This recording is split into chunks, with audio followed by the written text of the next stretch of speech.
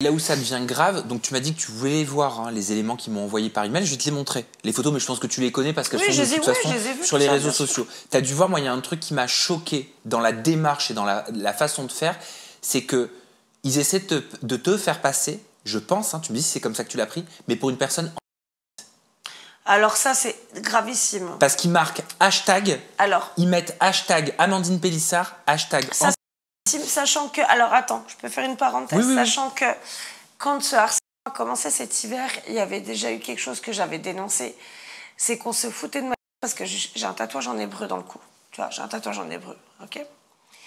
Et une des principales qui est poursuivie hein, dans le communiqué de poursuite de mon avocate a dit se foutait de ma par rapport à mon tatouage et a dit un truc ignoble du genre je joue au foot avec la tête d'Ilan Halimi. Je sais qui est Ilan Halimi. Tu vois quand même, tu vois la médiocrité des gens. Alors moi déjà, je suis algérienne de mon papa. Je suis tout sauf anti. J'ai de l'hébreu tatoué dans le cou. Qu'est-ce qui signifie ton tatouage? C'est les prénoms de mes enfants. Pourquoi tu les as fait tatouer en hébreu? Parce que justement, en fait, je suis pour l'unification de tout le monde, en fait. Tu vois?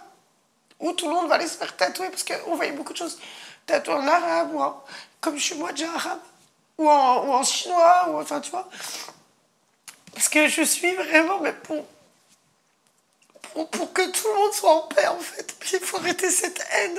Mais ça, tu le vis comment? C'est-à-dire qu'ils apposent ton nom à un mot qui est quand même et c'est lui qui a détruit sa maison, et c'est lui qui a écrit ça. Oui, et on va le voir. Et il me joigne.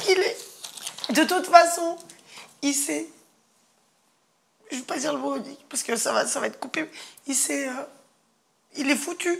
Il s'est foutu tout seul quand il a agressé Léo, parce qu'il a dit face caméra qu'il était rentré dans la maison alors qu'il n'était pas censé avoir les clés. Il avait dit à lui qu'il n'avait pas de clés, il n'était pas censé rentrer avec aucune autorisation avant l'état des lieux, qui devait avoir lieu le 2 septembre. Et comme je t'ai dit, après avoir agressé Léo, il a l'huissier pour qu'il fasse l'état des lieux plus rapidement. Ils ont dû appeler un de leurs collègues en vacances parce que les deux personnes en charge du dossier étaient en congé. Ils en ont appelé un qui n'était pas loin parce qu'ils n'en pouvaient plus. Donc ils n'en pouvaient plus. Ils m'ont joint cet article. La preuve qu'il est allé dans le logement et qu'il a pu faire tout ce qu'il a voulu. Tu me vois, moi, écrire des trucs sur un mur, franchement. Est-ce que c'était prévu, ça? Parce que moi, ils me joignent cet article. Oui, ça, je l'ai vu passer, ça. Oui, ça, je l'ai vu parce qu'il a... En fait, ce monsieur, il est en quête de comment te dire, de fame depuis le début. Tu sais, quand on l'a rencontré, il nous disait ouais, comment faire pour percer sur les réseaux, pour ci, pour ça. Et je sais que depuis qu'on a des problèmes avec lui, il contacte et beaucoup de médias. Parce qu'il y a des médias, évidemment, que je connais, qui me connaissent, qui me le disent. Et qui ne veulent pas lui répondre parce qu'ils voient bien qu'il y a des choses très problématiques avec ce monsieur. Donc, il a pu faire une interview à un truc de presse régional et il a osé dire ça parce que c'est écrit ça sur les murs. Mais je pense que les gens un peu de discernement vont bien se douter que c'est pas moi qui ai écrit ça. C'est pas moi, c'est pas mon mari, c'est pas mon fils. Le jour où on a quitté la maison, il y avait un déménageur avec nous. C'est lui qui a fermé la porte, on est parti avant lui parce qu'on partait en train. Et lui, il est parti en camion après avec mon fils aîné Léo et ma fille Léna. Parce qu'on est parti une partie en train, en TGV, en Espagne. Et lui, il est parti avec le camion de déménagement, avec Léo et Léna. Léo, le lendemain, il était parti. Ses collègues sont même venus acheter un lit, le lit de mes enfants, que j'avais revendu. Parce qu'on n'avait pas la place de le prendre, donc on avait racheté un lit sur place en arrivant. Ils sont venus l'acheter, enfin, ils peuvent témoigner qu'il n'y avait rien du tout dans la maison. La maison, elle était nickel. Alors, oui, j'ai laissé des meubles. Mais ça, j'ai envie de te dire que c'était de bonne guerre, et puis je l'ai complètement assumé. Pourquoi? Parce que ce monsieur, le départ des problèmes, c'était quoi? C'était qu'il voulait prétendre que c'était un logement meublé. Et ça, à notre insu. Il nous a mis dans le fait accompli. Oui, c'est pas un logement meublé, c'est un logement vide. Donc, ce qui lui faisait avoir droit à 2 mois de caution. Et puis, il a pris des photos de mes meubles en disant que c'était les siens. C'est-à-dire qu'il est rentré chez moi en mon absence. C'est ça qui a été posté sur les réseaux sociaux. Oui, et donc, ouais, on a laissé des meubles, par contre, parfaitement rangés, etc. Et il y avait 2 coffres dehors, de jardin. Et il a tout pris, carrément. Tu vois, la photo de la piscine qu'il a pris avec plein de déchets dedans. Mais je te propose qu'on les passe en revue. On va regarder la série de photos qui est postée sur les réseaux sociaux qui m'a été aussi envoyé par mail et j'imagine que je ne suis pas le seul. Comme ça, tu peux justement avoir l'opportunité d'y répondre. On commence avec ce premier post où il y a écrit « Ce n'est pas la première fois qu'il fuit ainsi un logement ». Dans un autre post, on voit écrit au mur « Bienvenue au proprio des lieux ». Ensuite, c'est une sorte de mise en garde, hein, que la nouvelle propriétaire sache à qui elle a affaire. Mais j'ai même vu qu'ils cherchaient à savoir qui étaient nos propriétaires. En Espagne? Oui, ils cherchaient même carrément quand on est emménagé. En moins de 48 heures, ils avaient cherché notre adresse, où on habitait, et ils cherchaient à tout prix à contacter nos propriétaires. Mais c'est de la persécution. Ces gens nous persécutent. Quand je te dis, j'allais chez mon médecin, ils cherchaient qui mon médecin, ils ont mon médecin, ils ont les gens avec qui je travaille pour que j'ai plus de travail. Je n'ai même pas posté que je venais en France là parce qu'ils ont dit qu'ils allaient m'attendre. C'est des menaces de mort tout le temps, qu'on va me faire une injection létale, qu'on va me faire passer par-dessus un pare-choc. C'est un enfer. On vit un enfer. Qui peut penser que c'est réel, sans déconner? Tu parlais de la piscine. Il diffuse aussi des photos de la piscine, notamment une dans laquelle on verrait ce qui serait l'état de la piscine avec des affaires dedans. C'est ce qu'ils écrivent. Voilà, mais il a jeté les coffres qui étaient restés intacts. Et comme je l'ai dit, ce monsieur disait que c'était un logement meublé, donc on lui a laissé des meubles. Par contre, ça là, tout ça, non.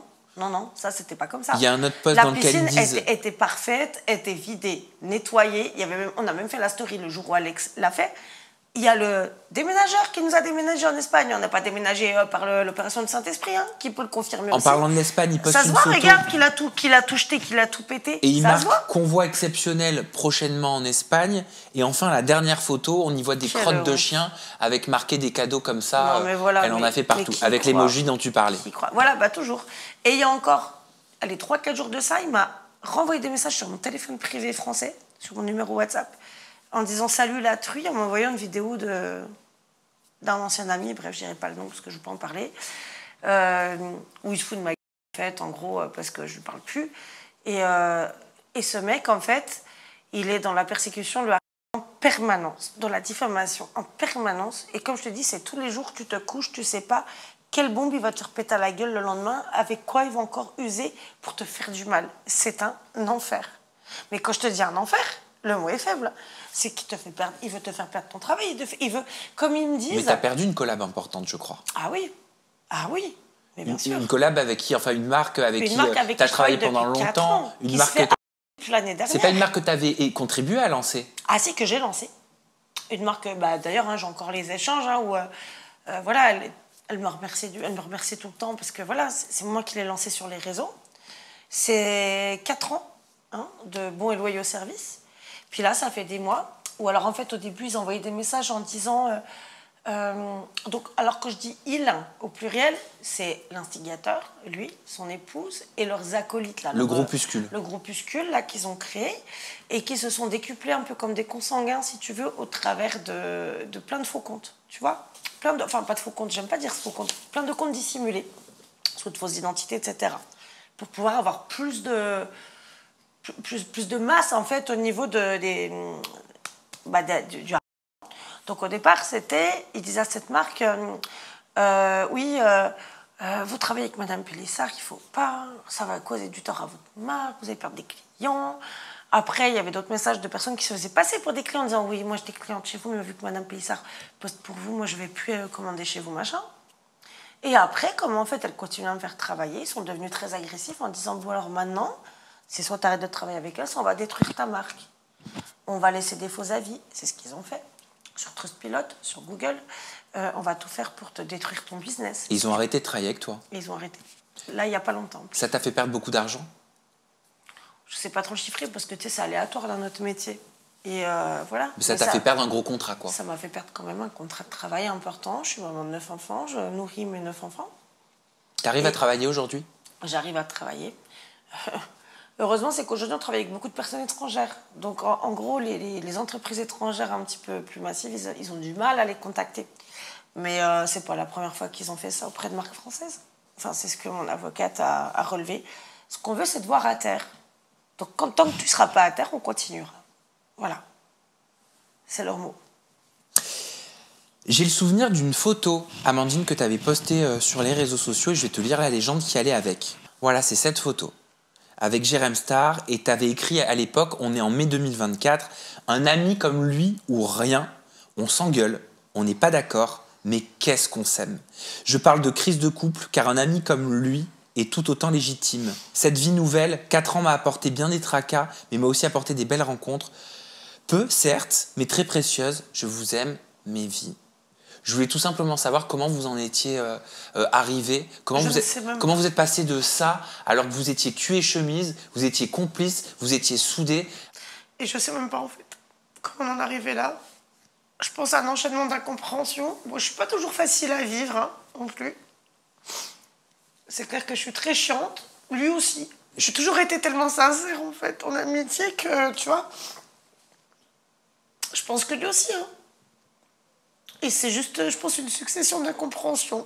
Mais c'est quoi, c'est un manque de communication? Je pense manque de communication, de mauvaise communication. Comment t'en es arrivé, Amandine? En fait, on a chacun nos problèmes.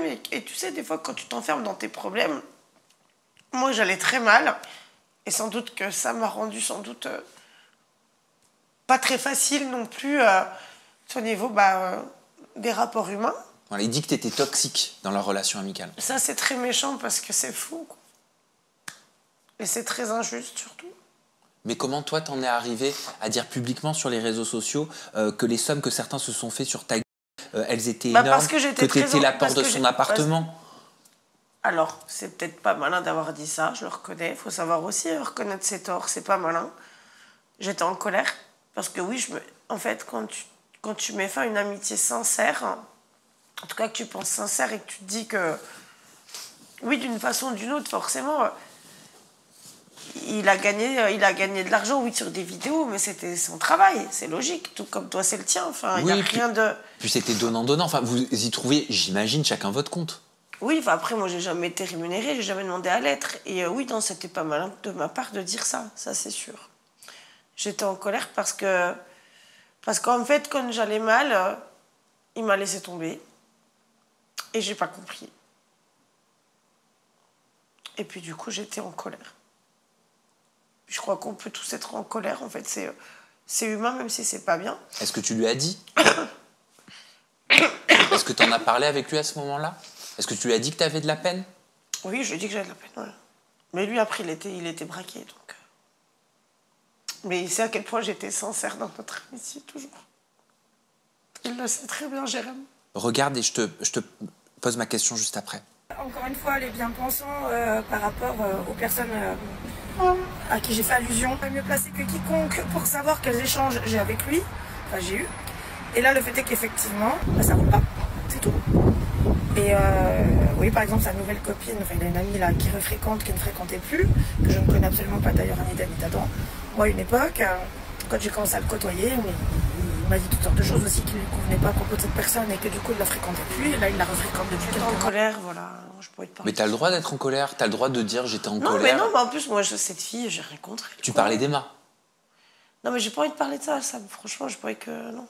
Mais pourquoi? Parce que c'est. Parce que voilà, j'étais en colère, c'est tout. J'étais en colère, on venait de se disputer. Tu sais, enfin, entre nous, qui n'a jamais été en colère, qui s'est jamais disputé. Mais t'as le droit de reconnaître, t'as le droit de dire bah ouais, j'aurais pas dû, j'étais en colère. Cette fille, elle a l'air adorable, j'ai rien contre elle du tout. Bah voilà. C'est tout, c'est que moi j'étais en colère, j'étais blessée. Je te repose la question. Tu fais chier parce que ça, c'est vraiment pas, c'est pas de circonstance, quoi, tu vois. Bon, pas Emma.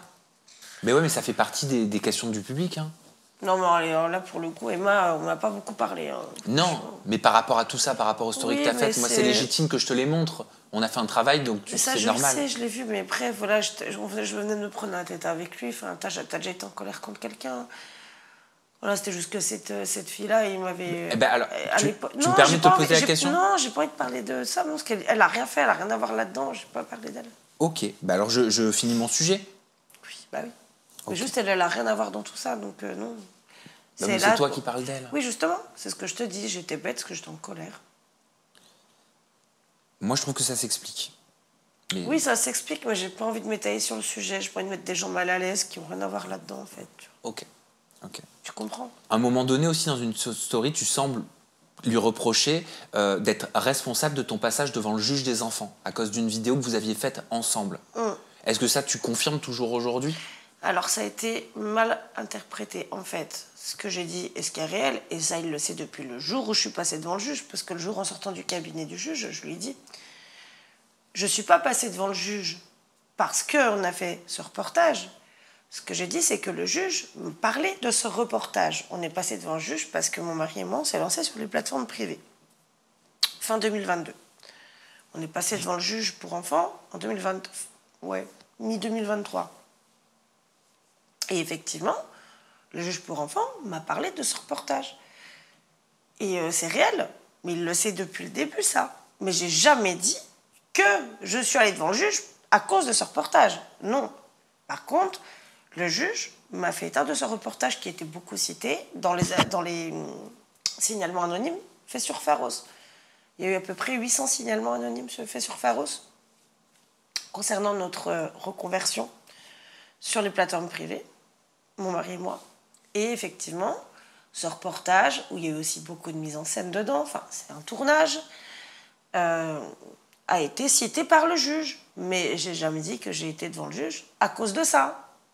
Le juge m'en a parlé. Oui, néanmoins, oui. Et il le sait depuis le début, ça, en plus. Donc tu te déresponsabilises pas, comme lui, il semble le dire sur les réseaux. Non, pas du tout. Bah, pas du tout. Le reportage, on l'a tourné. Même avec Alex, on avait pris la parole en live à l'époque. Parce qu'il y avait une fausse scène qui était faite comme si on faisait crac-crac devant lui. Mais on faisait rien du tout. On était habillés. Et nous, on avait même la vidéo originale, on était complètement habillés. Et il faisait genre que, tu sais, on faisait crac-crac, tu vois. Comme les joujoux qui étaient sous le canapé. Ouais, c'est pareil. Les joujoux, on ouvre les canapés, on voit bien qu'ils sont tous alignés, machin. Ils sont dans un sac, en haut d'un placard, à 2 mètres de haut, d'habitude, tu vois. Et on n'a jamais fait cette scène où on faisait crac-crac. C'était la mise en scène.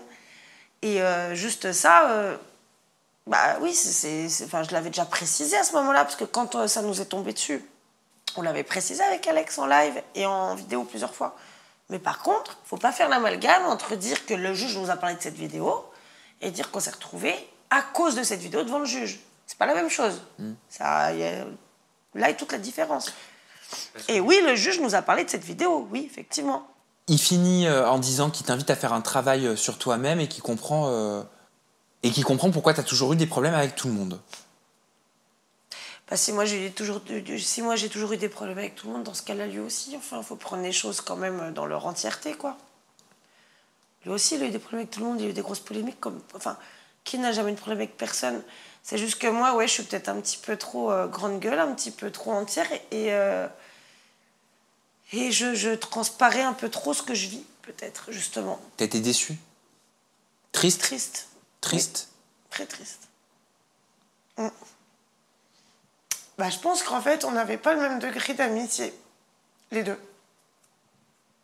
Je pense que lui, il est plus habitué à ce milieu-là que moi, parce que, bah, évidemment, ça fait beaucoup plus longtemps qu'il est dans ce milieu-là. Et qu'il a un détachement que moi, je n'ai pas. Alors, attention, hein, je ne parle pas de dépendance affective, parce qu'il y a très peu de gens à qui j'ai donné l'amitié que je lui ai donnée. Parce que pour moi, il comptait beaucoup. Mais voilà. Ça apprend et puis ça rend un peu plus hermétique aussi. Puis ça apprend aussi à faire attention, à être pas trop entière avec autrui, quoi. Parce que t'as pas forcément t'as pas forcément ce que tu attends d'avoir en face. Je dis pas qu'il a pas été sincère avec moi, je pense que il était sincère, mais on était sans doute, je pense que le curseur était pas au même, on n'était pas sur la même tangente, en fait. Il finit avec des mots quand même réconfortants. Il dit c'est quelqu'un à qui je ne veux aucun mal et j'espère sincèrement que son mari va aller mieux. Oui, enfin c'est des mots de bienséance, quoi, voilà. C'est comme dire cordialement, quoi. Mais je lui en veux absolument pas. Et moi, par contre, c'est sincère, je lui souhaite tout le bonheur du monde. L'amitié, ça peut être de l'amour? Une forme d'amour? Non, c'est pas pareil. C'est pas le même sentiment. Tu peux aimer très fort en amitié, mais c'est pas de l'amour. Tu l'aimais très fort en amitié? Ah oui. Ben, c'était mon frère, hein, pour moi. Aujourd'hui, tu l'aimes encore très fort, malgré la déception? Ce sera toujours quelqu'un que j'estime beaucoup. Si demain, il m'appelle, il y a un truc qui va pas très grave, enfin, je serai là, bien sûr. Tu pourrais... je n'oublie pas. Je n'oublie pas. Tu pourrais discuter, tu pourrais enterrer la hache de guerre, tu pourrais essayer de... Ouais, mais en fait, de mettre ce qui vous est arrivé derrière pour avancer. C'est surtout que je comprends pas comment on en est arrivé là. Et pourquoi vous parlez pas? À un moment donné, pour parler, il faut être deux. T'as essayé? J'ai essayé. Voilà. Il répond pas. Qu'est-ce que je te dis? Je sais pas. J'insiste pas, je vais pas forcer.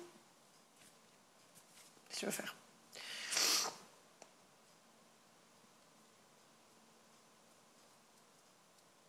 C'est comme ça. Ça t'a fait beaucoup de déception, en fait. Oui, parce qu'en fait, là où certains disent « Ah, elle a des problèmes avec tout le monde », mais non, mais je tombe toujours, en fait. Je sais pas, je suis née sous une mauvaise étoile, je pense. Je sais pas quand j'aurai plus d'épreuves dans ma vie. C'est une succession d'épreuves, un enchaînement tout le temps. Je sais pas quand j'aurai la paix, je veux juste la paix. Je veux juste vivre en paix, je veux juste qu'on me foute la paix. Je veux juste être heureuse, c'est tout. Je comprends pas pourquoi on toujours... T'as des gens comme ça dans leur vie qui enchaînent toujours les galères plus que les unes que les autres, et je comprends pas pourquoi. Est-ce que c'était comme ça avant la célébrité? Oui. Depuis que je suis née, c'est comme ça. J'ai eu une enfance de merde, une adolescence de merde. Oui. T'es habitué, mais c'est lourd. Au bout d'un moment. On peut pas s'habituer au malheur. On peut pas s'habituer à être malheureux, c'est pas possible. La seule chose qui me rend heureuse aujourd'hui, c'est mes enfants. Mon mari, c'est tout. Et j'ai une amie précieuse, mais vraiment précieuse. Elle se reconnaîtra. Qui est ma sœur. Qui est comme ma sœur. Mais tu sais, à force d'être bousillé, d'être abîmé, t'es usé. C'est comme des plaquettes de frein quand t'arrives au disque, tu vois. Je suis au disque, ouais, je suis même sur la jante, là, je peux plus, quoi. J'ai plus de plaquettes de frein, j'ai plus de pneus, j'ai plus rien. Mais ce que je comprends, c'est qu'il faut que ce procès pour il arrive très rapidement. Parce oui, qu'il faut que cette... En fait, c'est un tout. Il faut que cette situation, elle s'arrête. Il faut que ça cesse. Ah ouais, tout ce mal qu'on nous fait, toutes ces diffamations, tous ces mensonges, toutes ces horreurs tous les jours sur notre famille. Surtout. Tous ces comptes. Je sais pas si t'as vu ces comptes dégueulasses. De caricatures sur mes enfants, d'horreur, d'abnégation, d'insultes, de diffamations sur mes gosses, sur moi, sur mon mari. Mais tu as vu? Tu as vu ce qu'ils osent faire? Ce sont tous des parents, ils ont des enfants. Mais même moi qui détesterais quelqu'un, jamais de ma vie je ferais un truc comme ça. Tu sais quand est-ce qu'il va y avoir des auditions, des convocations, quand est-ce qu'il va y avoir potentiellement une audience? Après, mon avocate avant la fin de l'année. Donc elle a déjà eu des retours parce qu'il y a 3 parquets de saisie. Il y a le parquet de Montpellier, le parquet de Paris, le parquet numérique. Mon avocate, ça mettra bien. Et d'après la fin de l'année, là, ils seront entendus. Parce qu'en plus, les plaintes au parquet sont parties au début de l'été. Donc après, tu as les vacances judiciaires, etc. Donc ça prend toujours du temps. De toute façon, en France, tout prend du temps, comme partout, j'ai envie de te dire. Mais d'après la fin de l'année, ils seront... On est d'accord que tu vas pas baisser les bras? Jamais. Tu continueras de te battre? Ah oui, de toute façon, tout est enclenché. Là, ça y est, la machine judiciaire, elle est lancée. Et c'est aussi ça. Aussi, les difficultés financières viennent aussi du fait qu'on est dans des frais judiciaires depuis la procédure en civil qui nous a déjà coûté quasiment 10 000 €. La procédure en civil, quand ils voulaient requalifier le bail, quand j'ai voulu requalifier le bail en logement vide et que lui demandait renvoi sur renvoi et qu'à chaque fois c'était des frais et des frais. En plus, comme mon cabinet d'avocat à l'époque, c'était un autre cabinet d'avocat qui était déjà un cabinet parisien, il fallait prendre une postulante sur Montpellier, vu que c'était jugé à Montpellier. Oui. Enfin, c'était frais tout le temps, quoi. Et en fait, ça nous a coûté énormément d'argent, le peu de sous qu'on avait de côté, entre les frais de justice, le déménagement, les frais de déménagement, voilà. De toute façon, on va continuer de te suivre sur les réseaux sociaux pour que tu puisses nous tenir au courant. On te retrouve sur ton compte Instagram. Ton compte Instagram, c'est amandine.pelissard.off. Ton compte TikTok, c'est amandine.pelissard.off. De toute façon, tu l'alimentes, tu donnes des nouvelles. Peut-être, il faudrait que tu donnes un petit peu moins d'indications. Genre de là où tu te trouves, ou ton balcon, ou tout ça. Hein, petit conseil. Parce que, vu que tu es scruté comme ça... Ah oui, c'est horrible. Hein, c'est protège-toi. Tu dis que ça fait des zooms sur un palmier pour voir où c'est. Ouais, je sais. D'ailleurs, j'ai même pas dit que j'étais là. Tu vois, là, alors on se parle, personne ne sait que je suis Continue de te protéger et j'ai hâte pour toi que ces audiences, elles arrivent très vite parce que tu en as besoin. Ah oui, vraiment. T'en as besoin pour pouvoir passer à autre chose et pour pouvoir avancer, mais ça finira par arriver.